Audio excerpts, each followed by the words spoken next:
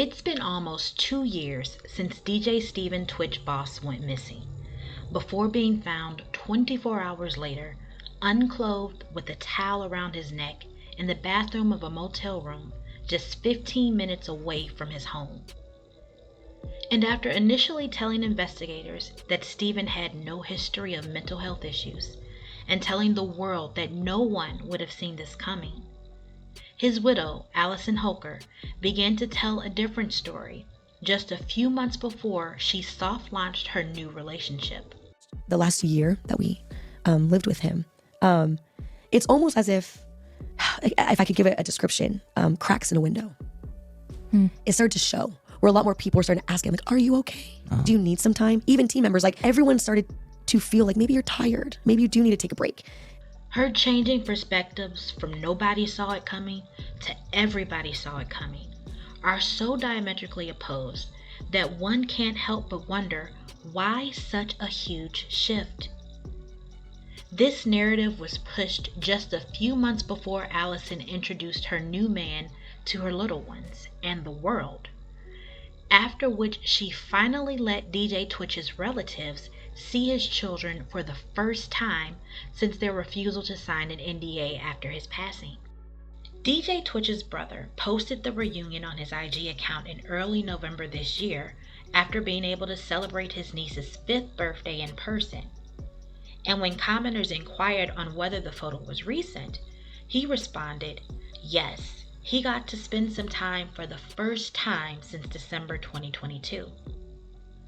A few weeks later, Allison then followed this family reunion up by posting a picture of herself hugged up with her new man, which she paired with Coldplay's song Feels Like I'm Falling in Love. Specifically the chorus, where they say it feels like I'm falling in love maybe for the first time, which seems to be another opposing sentiment coming from a woman who through various interviews basically informed the world that she fell in love with DJ Twitch to the extent that she chased him until he caught her. Even after his passing, telling anecdotes to prove how in love DJ Twitch was with her, like the time when he realized he would marry her after she convinced him to bypass the security on new homes under construction in LA so they could explore them. But then, once they triggered the alarm, she took off and left him on his own to deal with whatever possible consequences of being a melanated man caught breaking and entering in LA would bring. And me and Steven were on a drive one night, this is well back when we were just dating, and there was a house being built. But we're here in LA, okay? This is me being very naive. Yeah. It's very naive to LA culture. It's a little bit different. I was like, let's go through the house. He was like, can we do that? I was like, yeah, we can. Of course we can. Of course we can go through this house. So we parks the car. But of course it's like a mansion and it's like fenced off. And I was like, oh, no, I got you. Just give me like a boost. So he boosts me over this fence. He climbs the fence. And I'm like, oh, like, we'll just find a door. We start like fiddling with the doors. They're locked, whatever. And then I find one in the back. And it was unlocked. I was like, see, like, okay, this is why. Fine, yeah. By the way, this is nighttime. It's not daytime. Oh my God. I know. So I was like, we just got to go in. Everything's fine. I did this all the time when I was a kid.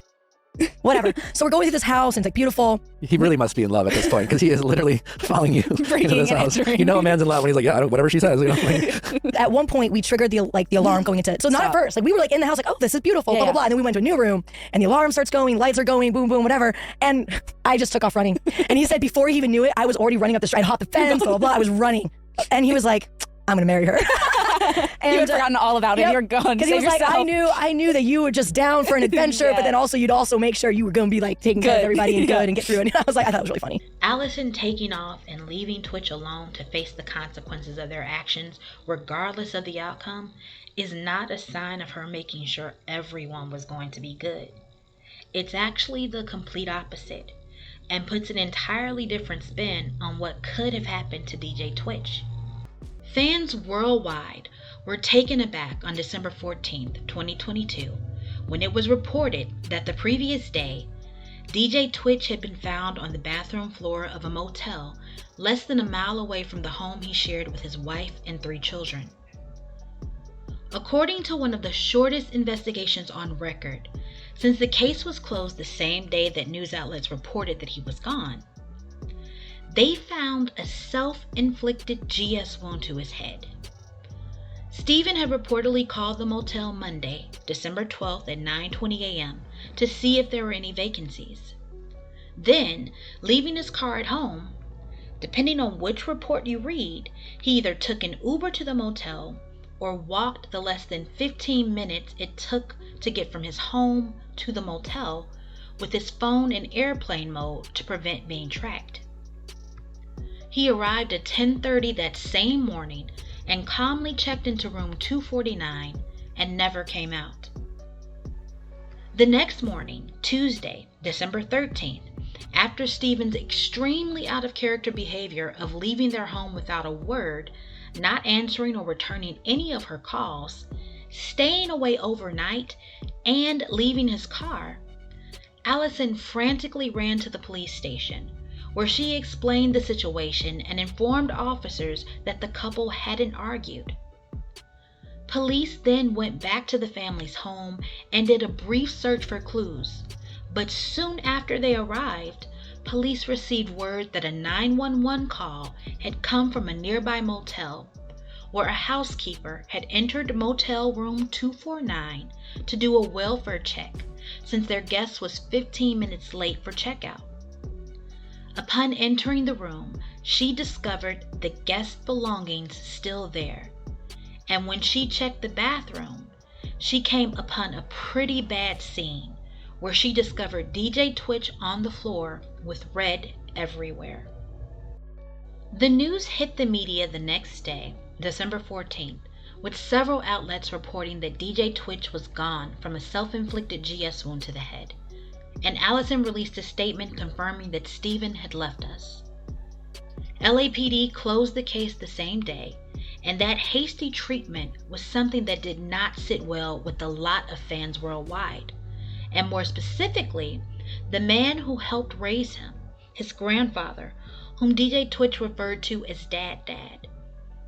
In an interview with Daily Mail published on December 14th, 2022, Twitch's granddad said that he was still not sure that Twitch's wound was self-inflicted, because when he spoke with Twitch just a few days before on Saturday, December 10th, which happened to be Stephen and Allison's 9th wedding anniversary, he said that there was no indication that anything was out of the ordinary, that Twitch was the same happy person he's always been. These words echoed the sentiments that a lot of the fans who had come to love Twitch from his years as a contestant and then judge on So You Think You Can Dance, or from the light and positivity that he showed for years as a DJ and executive producer on The Ellen Show, with a lot of people expressing their doubts about the official story, about a man who brought so much joy and happiness to others through not just his innovative dance moves, but also his encouraging words, telling and showing others to never give up. It made no sense that a man like that would be responsible for his own end.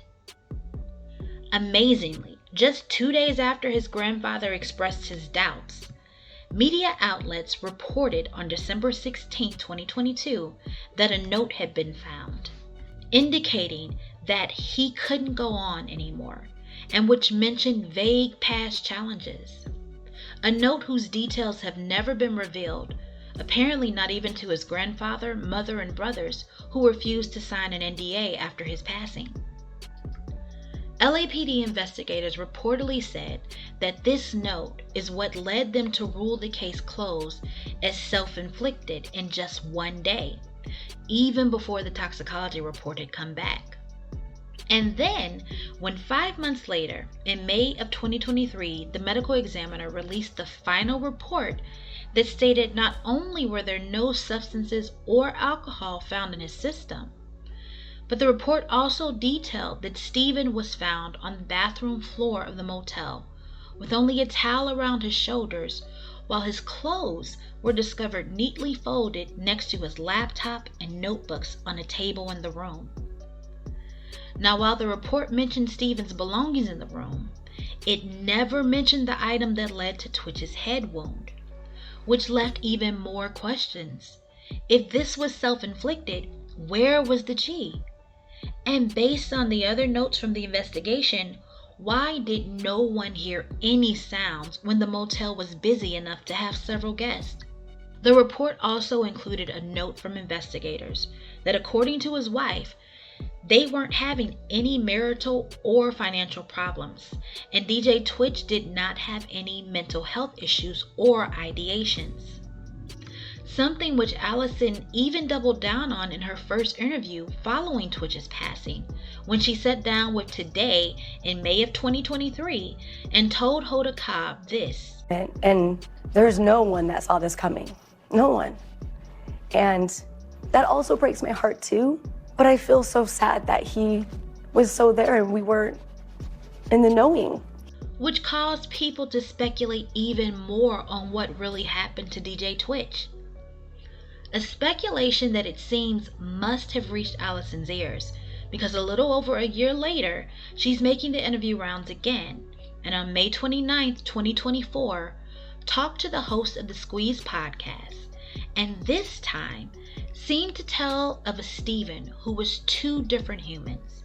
That DJ Twitch, the extroverted, happy dancer who spread love, joy, positivity, was just a character that Steven played, which didn't come naturally for him, so it drained him, which meant that when he got home, he had to recharge his batteries, that he would be in a depression where he asked for space to reset, so she would give him time to live in that dark place. I know him as Steven. Yeah. A lot of people knew him as Twitch. Yeah. Very two different humans. He wore this character of Twitch, and it did become a part of who he was, but that extroverted personality was not natural for him. So when he would go out as Twitch and make sure he's spreading all this love and joy and positivity and be dancing all the time for people and an entertainer and such, it would drain his energy. So he'd come home and have to like really recharge his battery. Yeah. And when you're saying recharge your battery, that also comes with the state of depression, because he would get really low. Yep. And you had to let him have that space to really kind of find himself in a darker space, let him live in that.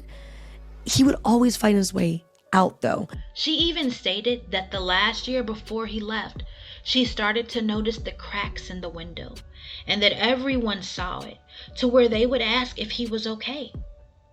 He began to need sleep constantly, but was also an insomniac to the point where he would have to take a nap in the day, and he began to appear sad.